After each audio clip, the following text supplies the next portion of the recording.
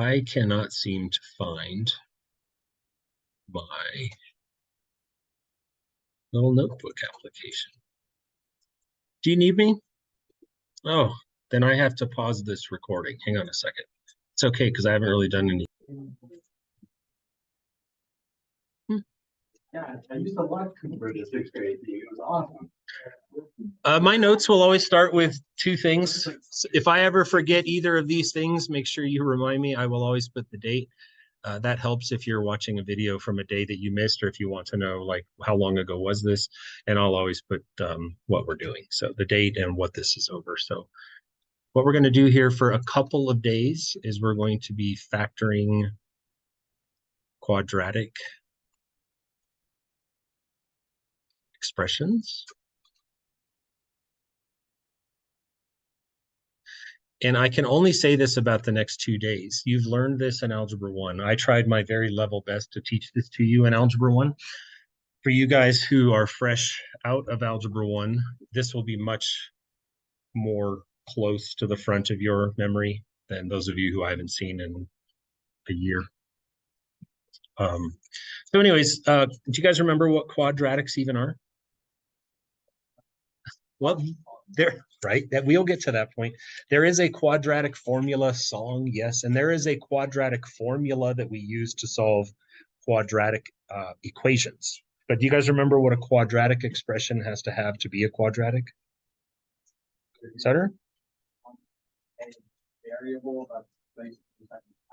100% perfectly correct. By definition, to be a quadratic polynomial or a quadratic expression, you have to have this as your highest degree term.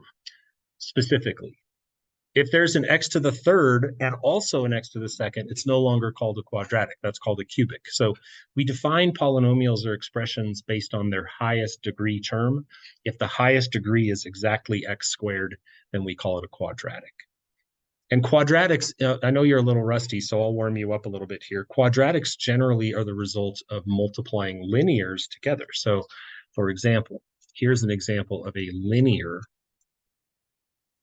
expression because it's got x to the power of 1. You, of course, can't see the 1, but you know it's there.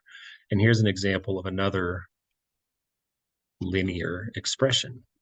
And logic would tell you that if you take something that is linear, x to the 1, times another thing that's linear, x to the 1, that when you conjoin those and mash them together, you're going to power up to now make x to the 2. And that's where the result is a quadratic. So let's try to revitalize our memory here. Does anyone remember how to multiply those two things together? Tristan, you got an idea? Very good. Let's one step at a time. Thank you for that's perfect, Tristan. So if I take this times this, that is definitely going to be step 1. And that is 6. And then the xx makes, of course, our quadratic, x squared. Thanks for the jump start. Tristan, you want to help us some more? What else? Sure, you can. And there's more, though. I want to tell you that, full disclosure, there are 3 more steps, not just 1. So does anyone remember commonly what we might do as the second step? It still involves the 3x for the record. Yeah, so we're going to take the 3x, and I'm going to color code this for you while we're getting warmed up here. I'm going to take the 3x, and while I'm on the 3x, I'm going to shoot him, redistribute him, but to the back end, and I'm going to multiply those together, and what do I get? Very good. Okay, so the 3x is pretty much spent. Not pretty much, he is spent. And now it's time to move on then to someone else. And now it's -4's turn to say, okay, I'm going to do what my homie over there did. You multiplied him like boom, boom across. Do the same with me. So the -4 is now going to shoot here. What do we get? So -8x.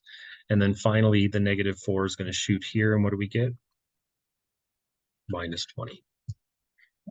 And the final step in this process is to simplify the expression, and that means to put the terms in the middle together because they're like terms. So a final answer would be 6x squared plus 7x minus 20. That is not what we're doing for the next 2 days. What we're doing is the backwards of that. So I wanted this to be a little refresher for you as to how do these quadratic expressions often come to exist? Well, the bottom line exists because we multiplied out the top line. What we're going to do is go from the bottom line back up to the top line. And that again is called factoring. It's the art of taking something and breaking into the pieces that multiplied to make it. Here's another example of something that you'll see today. Let's try this one. Let's do 4x minus 3 times 4x plus 3. If we follow that four-step process, something interesting happens. Do you by chance recall what it is in this particular type of problem, Brycey? Who's they? What pronouns that? Who they?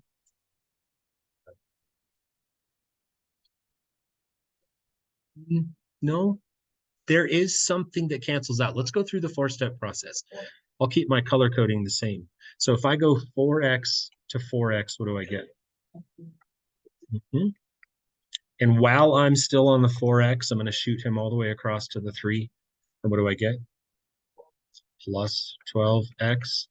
Now I move across to the minus, the negative, whatever you want to call him. Multiply the yellow. What do you get? And that is the they that Bryce was referring to. When we say they cancel out, you see now that the green term and the yellow term are dead, leaving me with my purple problem, which is, in this case, -3 times +3, which is -9. So what would my final answer for this one be? Perfect, because those are canceled.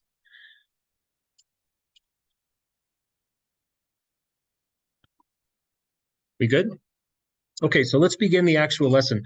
To factor quadratics, remember, is the art of going backwards. So starting at the bottom, we're working up to the top. And so I'm going to run you through some things. And as we do this, bear in mind, if it looks familiar, it's because you've hopefully learned it before. So our first one, I'm going to start you off pretty easy.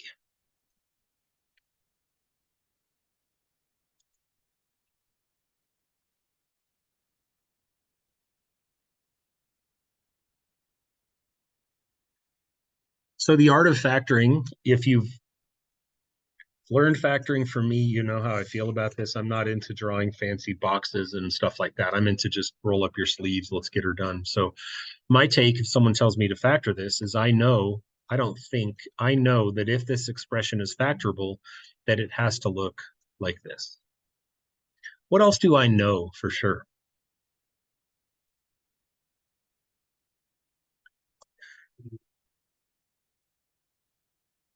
Before we get to threes and sevens and stuff like that, I just want to talk about this. I'm pointing that yellow arrow very specifically at that sign. What does that minus in front of the 21 tell me? There has to be, come hell or high water, this is not up for debate, or there's no exception, or like, what about this? If the numbers that we're going to put in those blanks at the end multiply to make -21, there has to be one of each. And now we go through our times tables and think about numbers that multiply to make 21. And like Jabin was about to say, we know it's going to come down to a 3 and a 7. Could be a 1 and a 21, but that ain't going to play nice to make that 4 in the middle. So the 3 and the 7, if you place them here and here, that'll be a correct factorization. And I don't waste a lot of time checking this red thing and this purple thing. Why don't I check those? Yeah, I freaking put them there. I know what they make. Duh. I know x squared and -20. I controlled that. I'm not interested in that. I'm interested in this green and this yellow. That's all I care about. What do the green ones multiply to make? 3x, the yellows. Add them together. There's your -4x. This is your final answer. So, I mean, that's very algebra 1-y. I get that, but that's the art of factoring a very simple quadratic trinomial. All right, we're going to step up our game a little bit here. And if you remember this lesson, you remember that factoring gets significantly more difficult when you put a number in front of x squared. There's not one of you in this room that struggled to find the 3 and the 7. I have a feeling that just kind of jumped off the page at you because your brain has told you 3 and 7 make 21. They have a difference of 4. The 3 comes in and he screws everything up, you'll recall. So as I begin the process of factoring, I write what I know, not what I think I know. I know that my binomials have to start with this. And I shall again direct your attention very specifically, not to the number 12, but the sign. What does that tell me? There has to be one positive and one negative. And always use a pencil for factoring because I might have to switch the plus and the minus. That's okay. So now I'm just going to go and run through my list of candidates, numbers that multiply to make 12. And I know it's going to come from this list of red numbers over here. It's either going to be 1 and 12, or of course 12 and 1, or it's going to be 2 and 6, or 6 and 2, or it's going to be 3 and 4, or 4 and 3. And there, so you have like a 1 and whatever that is, 6 shot, right? Coop? Oh, we haven't got that's No, we're not going to ask you to factor things that cannot be factored. We have other strategies for finding what we're looking for. The reason why we factor is to find places where polynomial curves cross the x-axis, and we have alternative methods to do that when things don't work out very nicely for us. So I will not ask you to factor using partials. I don't think anyone ever will, quite frankly. What comes to mind? Yeah, I'd always start with 3 and 4 or 4 and 3. My take is, I'm not saying it always works the best, but I always start with the numbers that are closest together. So I'm going to start with a 3 and a 4. And where do you want them? 4 on the front, 3 on the back. It's fine. If it doesn't work, then you switch them. Don't think that 4 and 3 are dead if 4 and 3 doesn't work, because 3 and 4 might work, right? It's a common error is people overlook the answer because they forget to check the flip-flop. But this one actually does work. You know, I can tell you guys have done this before. You've already checked it. The 4 and the x make 4x. The 3x and the -3 make -9. And of course, 4 minus 9 is -5. Check 5. Is that coming back to you? So that's the art of just factoring what we call a quadratic trinomial. The other types that we're going to factor today are squares and differences of squares. And if I ever scroll my example off the screen, feel free just to just ask me to, I'll bring it back for you if you're still writing stuff down.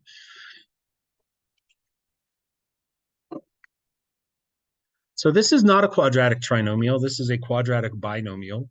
It specifically has a name. It is called a difference of two squares. We sometimes call them dots. And the reason, obviously, why we call it that is because, well, duh, it's a difference. There's a minus in the middle, and x squared and 100 are both what we call squares. X squared, 10 squared. And so when something meets this mold or fits this mold, we factor it to make the middle terms cancel, because we don't want there to be x's in the middle. So what will I put in the fronts? For sure. And again, Your Honor, I present to you Exhibit A. Boom. That minus sign is huge. What does it tell me about my signs? Has to be one positive and one negative. And what are the only two numbers in the known universe that will multiply to make 100 but will kill each other? Tens. I need a positive 10 and a negative 10. And by structuring my answer this way, I've guaranteed that the 10x and the minus 10x are going to go poof, giving me what I want. And you'll see differences of squares that are more complex looking than this. For example, this. And I kept today to single variable expressions. Eventually, we're going to expand this into things like, just so you know where we're headed.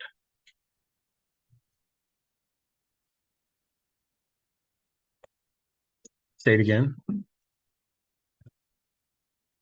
Oh, yeah, hold on one second. Sorry, I thought you were asking about. Eventually, we're going to head down this road. And you might look at that today and say that that looks somewhat difficult. And you'd be right. Like, it's certainly harder, but that's just a big difference of two squares, right? And so that's kind of where this leads us in a few days, not today. But eventually, you'll see big differences of squares where there's multiple variables. But if you embrace the fundamental idea that the front part is something squared and the back part is something squared, and that's a god dang minus sign, well, then we can factor it, right? So back to the little baby problem over here. Is it a difference of squares? It is. 4m squared is 2m times 2m, and 81 is 9 times 9. So it fits the mold. So I know exactly how to structure my answer. What am I going to put in the fronts? 2m and 2m. If you want to know the trick to that, always just ask yourself, what's the square root of that square? What's the square root of 4m squared? 2m. And what's the square root of 81? So you're going to stick a 9 here and a 9 here. And what has to be in place now to seal the deal? You need a plus and a minus to make the magic happen, to make those 18m's kill each other in the center. Good so far? All right. And then the last bit of this is going to be what we call a square trinomial. So for an example of this, what is that? 15. This may just look like one of the first examples that we did when we were, it is, I mean, it's a quadratic trinomial, like I get that. But this, you'll see when we're done, falls into a very special category. This is called you don't see this yet, and that's okay. This is called a square trinomial. And the reason, as you'll see when we finish our answer, is because the answers that we get are actually the same as each other. It's something times itself. So the trick, and you just kind of train this into yourself. The trick to spotting these, because you could do this just by guess and check. You know, you can just build your shells and start putting things in that work, and then you erase and you try something else and you try something else. But there's a little pro tip for you that you can take with you. That's a square, right? What's its square root? 3x.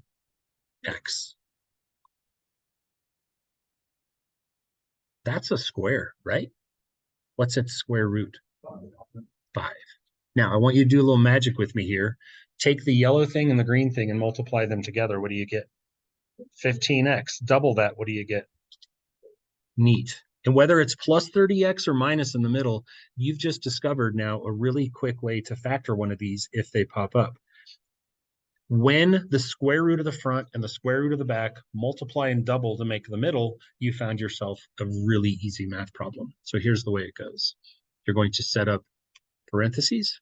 You're going to put the square root of 9x squared in the front. You're going to put the square root of 25 in the back. You're going to mimic the sign from the center of the original trinomial, and you're going to square it, and you're done. Now, just to prove to you that that's not a bunch of hullabaloo, let's work it out just so you can kind of see with your own eyes that, hey, that's legit. That actually worked. So if I did it out like this, let's just verify that, in fact, this is real.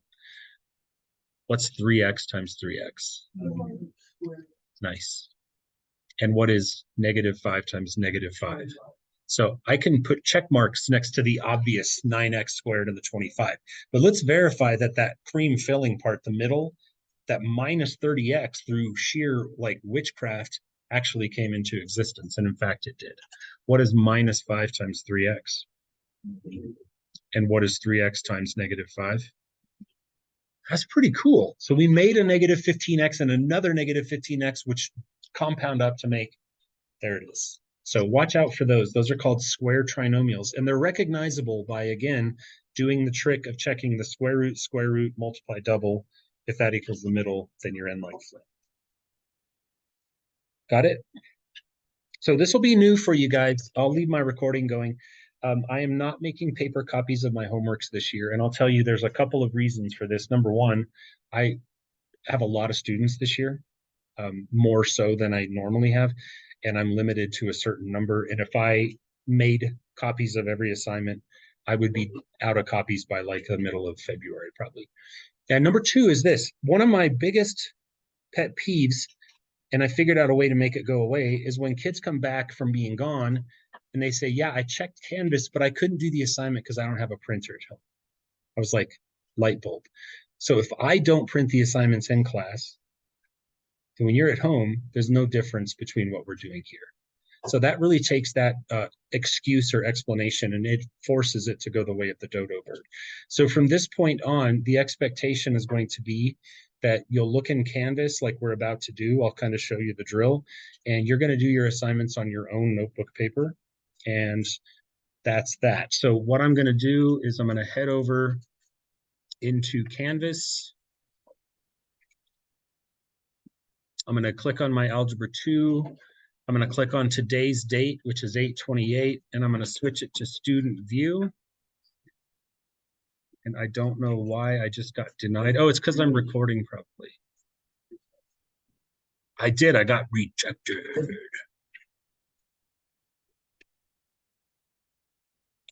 Well, now I know. So anyways, you'll see this basically. Oh, I wonder if I didn't publish it. Oh, now I can do student view. Whee, there it is.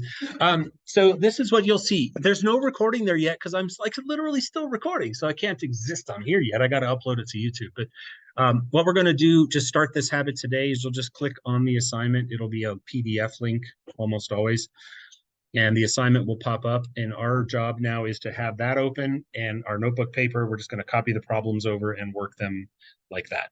I'm telling you, you got to agree. That makes it so that Ellie sitting here doing it in class is the process of doing it is literally no different than someone who's absent and doing it at the kitchen table or on a school bus or something like that. I realize it's slightly more annoying for you. I totally get that, but too bad, so sad. Right? So the way I'm going to structure my notebook paper will be like this. I will put my name up here because, you know, that's what I always do. John Elway. And really important is that I number my assignments. You've had me before, so you know how I feel about this. This is going to be assignment number 2. Because assignment 1 was on Delta Math, you'll recall, I think on Thursday. And here I go. So I'm going to just put 1. And this will be less annoying for you because I have to flip back and forth between my tabs. For you, you just look at your screen, copy it down. Look at the screen, copy it down. So we have b squared plus 3b minus 18.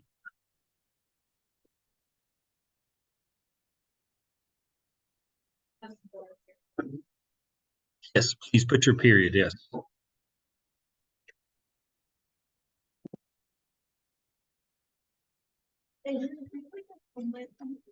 Mm-hmm.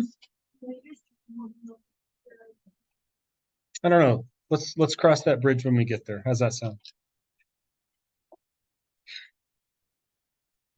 Kinsley asked if the point in time comes where she has a reason to have to show me her homeworks. Can she just hand me her whole homework notebook? Let's talk about that when the need arises. Right? It's a good question.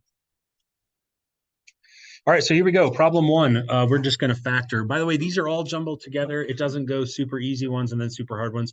They're just kind of all, I asked the computer to shuffle all. How many are there? Like 36? So they're just mixed together. You get what you get. So how am I going to start this one?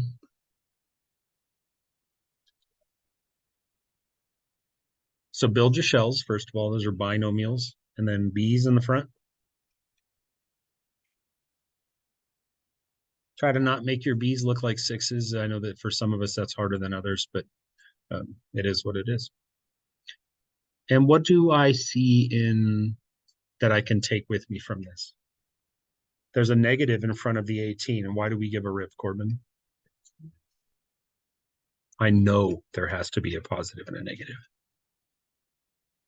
And now I just dig in and I thank whatever adult in my life forced me to learn my times tables. And I think of all the numbers that multiply to make 18, which 2 stand out? I for sure need a +6 and a -3, because not only do +6 and -3, of course, multiply to make my -18, but more importantly, they also add to make them +3 in the middle. So that's an example of how quick the problems can go. All right, let's head over and take a peek at problem number 2. Number 2 says 4k squared minus 1.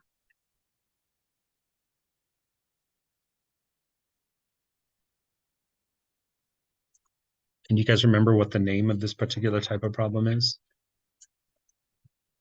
This will become important. Trust me, when this whole unit comes to a head, you'll be glad if you can name things. Do you guys remember what that's called? Nope. It's not a square trinomial. It's a difference of two squares, right? So remember, the dots is just an acronym that stands for difference of two squares. So that's what this is. You could just call it a difference of squares if you want.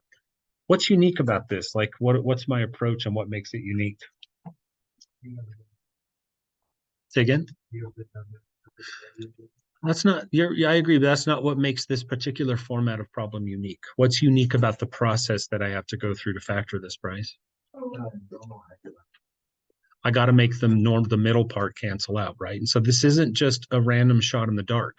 This isn't like factoring a normal quadratic trinomial with a 4 in the front where I guess and erase and guess and erase. This is a structured process, no guesswork. I look at 4k squared and I say, you're a square. And I look at 1 and say, you're a square.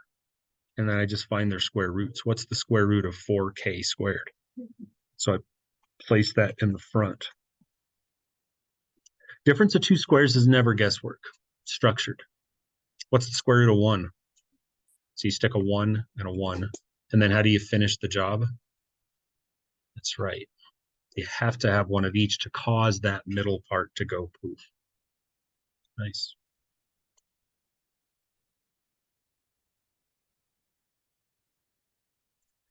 Number 3 is 5 minus 12 minus 32.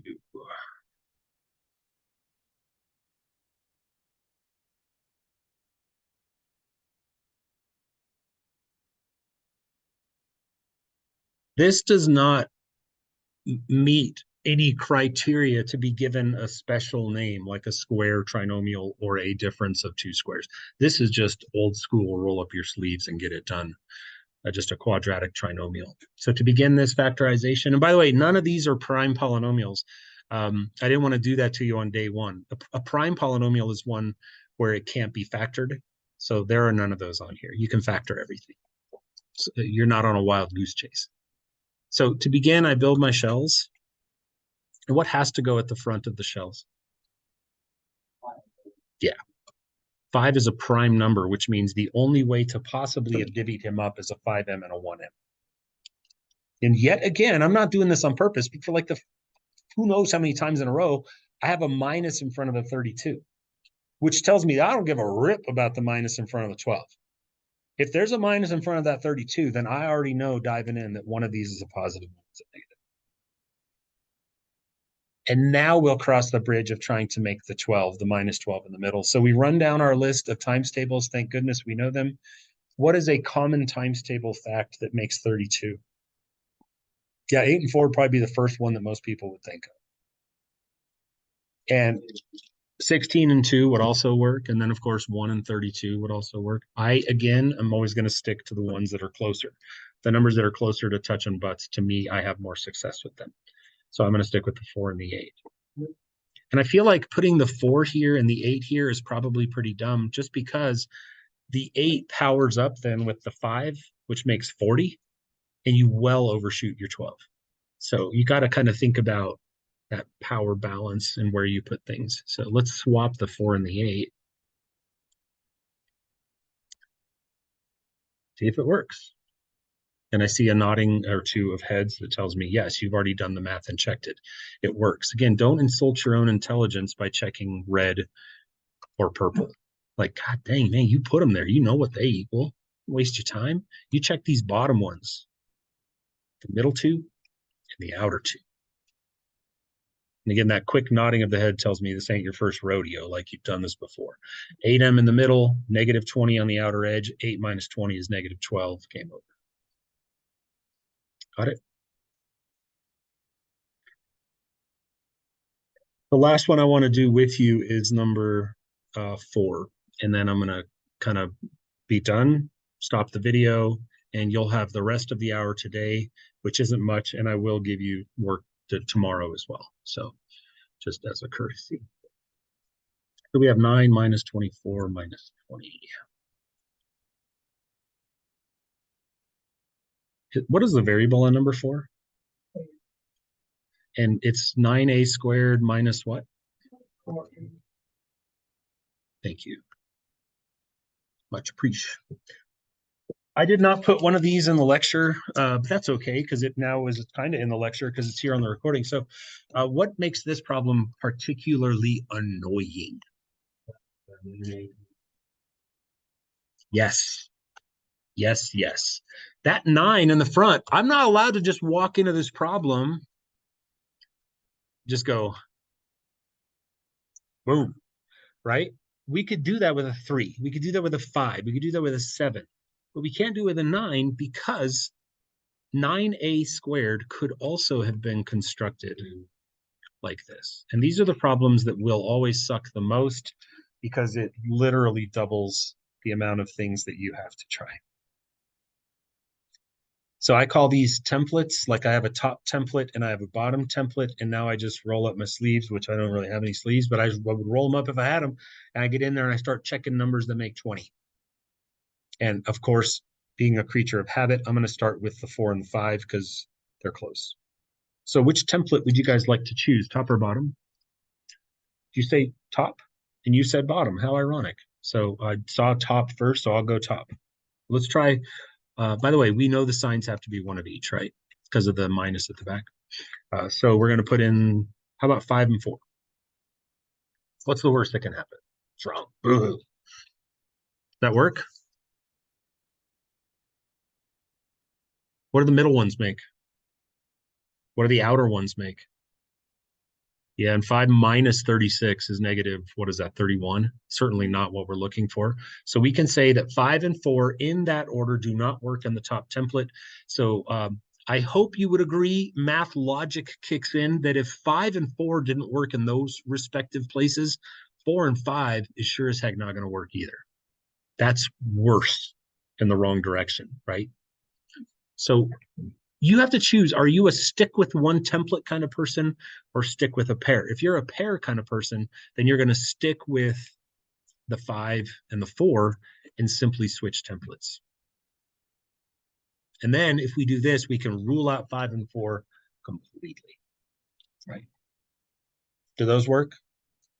Terrible. And in this case, it doesn't even make sense to switch them because the 3s tell us that the balance isn't going to change. So at this point, I think we can say 5 and 4, you're dead to me, right? We agree? Okay. What else makes 20? Let's try 2 and 10.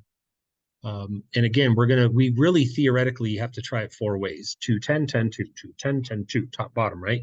So where do you want to go? Bottom, 2 and 10. People that think that there's a science to this, you think I've been doing this long enough. Just trust me. There are 100 different ways. If you went on YouTube tonight and looked for ways to factor quadratic trinomials, you could find so many different methods. They all come back, though, at some point to finding 2 numbers that satisfy 2 criteria. Can't get away from it. This works. We found it. And it didn't take us all that long. And we know it works because the 2 in the middle make 6. The 2 on the outer edge make minus 30. And 6 minus 30 is, of course, what we're looking for. So our final answer is in the box. Yeah, box it up. You should always take what you deem to be your final answer and put a box, be proud of it, box it up. So I'm going to kind of meander. I'm going to cut my recording. I'm going to meander around the room. If you have questions, just flag me down. If there's something that I didn't go over, of course, let me know. So Wednesday, we start the new stuff, cubes, and then it's all new stuff from there.